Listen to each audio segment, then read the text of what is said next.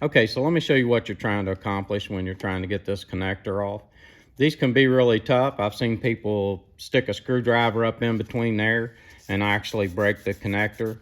And what I'm going to show you is how this is supposed to come off so that you don't do that. First thing you'll do is pull out this red locking tab. And then what you'll want to do is you have this black cover that's covering the wires and the connector. And then you have this gray handle that's going across the front of it. This handle is locking it in. When you move this handle, you're moving a slide bar in here and it releases.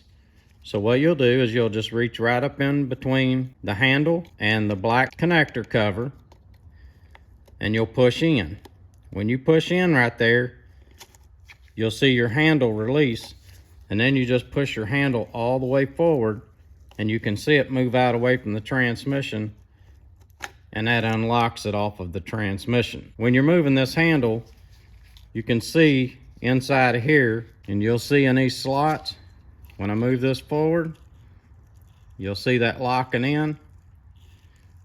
So what you're doing is when you move that forward, those slides are sitting on these pins and pulling the connector into the transmission and locking it in.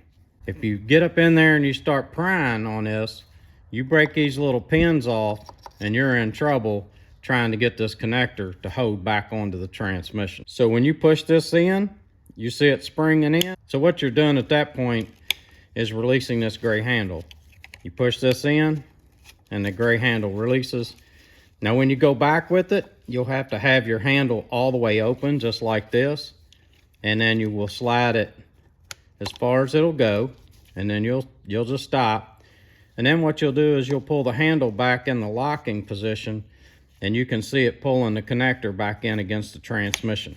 And then it locks in, put your locking tab in, and you're done. This is Codeman's Auto. I hope this video helps you. Please like and please subscribe.